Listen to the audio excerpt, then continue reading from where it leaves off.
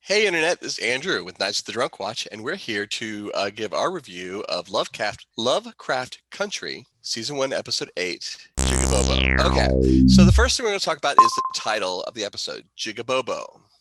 So I know Kate was asking, because I didn't follow exactly who Bobo was. So, I mean, I know guess it was the guy's funeral, but had we met him before? Did we know who he... Oh, so Emmett Till... Are we not familiar with Emmett Till? I am, No, yeah. I'm not. Okay, so Emmett Till is a classic historical example of brutality against Black children. You know, someone had posted on Facebook complaining about people complaining about the show being so social or whatever or what have you. And my response to that is the only problem I have with these shows is that they're teaching me things today that why didn't I know these things already? Mm-hmm. And Emmett Till is one of those of, I don't know where I learned it. I know I didn't learn it in school. I don't know where I have the knowledge of who that human is. And it was also a catalyst that led into the 60s and a really big civil rights movement. It transitioned us from the 40s. This was an event that happened in the 50s, I believe, late 50s. And then this was like the beginnings of the real civil rights, the beginning of the real civil rights movement that grew, and grew throughout the 60s. The title of the episode, Jigabobo, because first of all, because not everyone I think sound like they're familiar with the term. The title comes from the derogatory term Jigaboo, which, and if anyone knows better, correct me from what little experience I have, it's a derogatory term for a dark-skinned, kind of typical African-featured, Black person. And it's not just a white person's derogatory term. The light-skinned Blacks would use it to, you go back to Hair, the musical Hair. You had the Jigaboos and the wannabes. Yeah, I know. I think you named it exactly. I think because what she said was like, you should have told us that you knew this. And I don't think she was talking about you knew that a sex fox exists. I think you're going to die. So moving on from that, we have Ruby and Christina. And Ruby wants Christina to care, and Christina ends up feeling it, is what you have. Yes. I don't know what payoff we're going to get from this, but the fact that Christina is willing to replicate the thing that hurt Ruby so bad that day, just to feel what Ruby is feeling, I don't know. Like, that is an impressive move. Like, that's a thing that you wouldn't expect from someone who doesn't care. I feel like the sub level of that was to basically illustrate white privilege, because Christina could go through all of that, but really not have the full fear because she knew she was going to come back. Yeah. So that's like white privilege. I think that was what it illustrated for me. I think that Ruby is what is currently in a toxic relationship. This is what's known as a toxic relationship, because she's having to suppress everything that she is. Like, it's in order to, I guess, like fit in or whatever. It's not something she wants to do. It's something she's addicted to doing. It's her escape. It's her drug. I don't know. I find their relationship to be very interesting, because it is this weird, like, we haven't seen Ruby and Christina fuck. We've only seen Ruby and William fuck. Right. So we've seen all of them, but we haven't seen Ruby and Christina, even though they like talk about all, it's not like they're pretending that's not happening.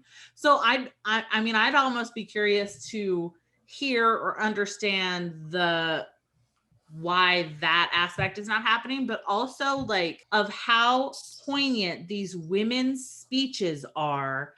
And oh my God, Ruby's speech to Christina is, I feel, exactly what and unfortunately as a white woman, I'm trying to get across to other white people of, this is our time to feel shame, to feel guilt, to feel just a fraction of everything people of color have had to feel for so long, but will never be able to understand because, we can't possibly. And so that speech of her, and then even her admitting that I didn't want to be a black woman today fucking a white man. Like, that couldn't sit right with me. So I had to do it as a white woman. But then also Christina's response of, no, today you were a woman who wanted what she wanted. Like, there's so many strong things happening in this show that are so amazing.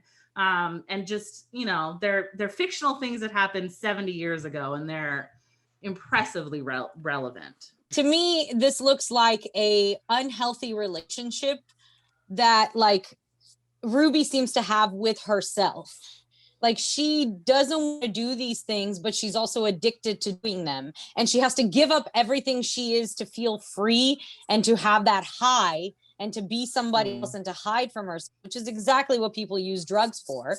And I think in the end, my prediction is she is the only one that's going to be able to take Christina out, and in doing so, reclaim her own power, her own identity, and her own love of herself. Moving on to Letty and Christina. Version of Letty and Tech not communicating with each other. Yeah, they both asked for this protection spell from Christina. Like, Separately. So this is just, I mean, this is more not, it's just, I mean, it's going to be disastrous for the characters in the next 2 episodes. Letty knows that Tic has already gone to Christina for this protection spell. So Letty's trying to double down. Oh, okay. It's for one. For her baby. For her baby, yeah. Like, she's trying, but she specifically asked about it for Tic. But now we do have Letty and Ruby and the magic barrier of the house against Lancaster. Hey, they finally did their thing. So we finally get the, Yeah. oh, you know Christina, I know Christina. Right. Yeah. Well, I just like, I enjoy that the voodoo, the black voodoo is more powerful than whatever white people magic they have. I think that is very interesting too. Mm-hmm. Well, one has its roots in greed and desire. The other one has its roots in like deep Protection. culture, deep-rooted culture. Yeah. Yeah. Passed down through generations. So we even get like one cop can make it through, like the little red shirt cop goes like, I'm ready. And then everyone's like, fuck it, we're out. Like, I was kind of surprised that they didn't fight it more. Well, yeah. So I mean, I guess though, it's like that red shirt cop was just a cop. He probably wasn't really part of the lodge. Yeah. No. You know, or a magic user. Okay, so let's talk about Dees Curse. Fuck this. That scared the crap out of me. Listen. Oh my god, the whole fucking time. If there's an Emmy for best choreography in a mini series, Because I even 100%. In the notes, like the use of dance, especially sprinkling in like specific, like strong African dance moves into this weird fucking, oh my god, terrifying thing. Oh, when she jumped at Woody, like when she jumped on the other side of that car, I don't think I screamed, but maybe I did. And it was just too much. I was very freaked out by the whole creepy thing. And now it's hard to tell because they are creepy demon children, but one was black and one was white. They're both black. Well, and they're based off of like derogatory cartoons that used to be and so made I looked in up newspaper. It's the Pickaninny character, which is a derogatory stereotype. Right. She really lost it and went on the run after it was those characters matched the cover of Uncle Tom's Cabin. Yeah, absolutely. Yeah, so that's where I mean the curse, I guess, must create like a fear of your own. You know, yeah, that's what it's not like the curse of the evil Pickaninny demons. You know, it's like they manifested based on her, experience. When Montrose, not knowing what was happening, restrains her, and they finally get their claws into her. That's when I think is the curse starts withering her. Starts taking her life away, so that if she isn't saved, she will die. But also there was that weird moment of the one getting her and the other one like whining, like complaint, like she's off on the side, like boo-hooing. So Tic's protection spell, bonding with Montrose. Do we get some redemption for Tic in this episode?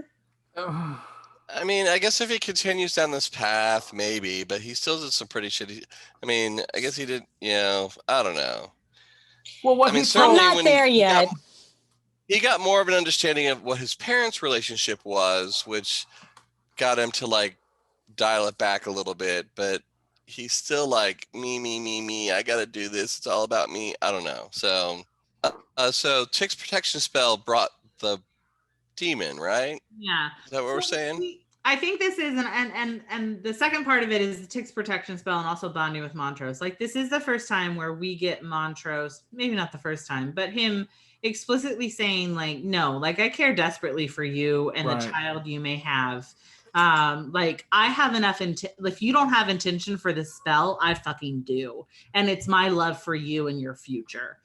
So I think hopefully that will lead to Tic understanding, because their whole conversation, and whether Tic understands it or not, is that Montrose chose the love of family over the love of himself. Like he chose the fact that he could have a wife, protect this woman who lost everything in Tulsa, give her a family and have a family himself, as opposed to being in jail or worse for his basest desires of loving a man. I think that conversation doomed Montrose.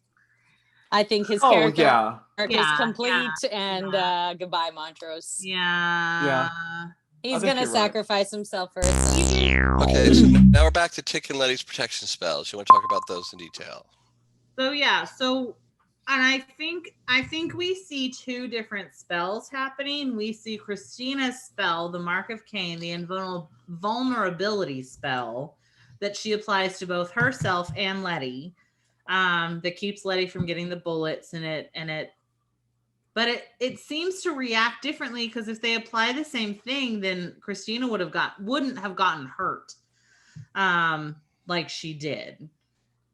Well, and Christina's, I think, was more just tied to magic, to her magic, and she knew she would come back from that experience. She had to experience that death. Well, in that fashion. She said an incantation before it started.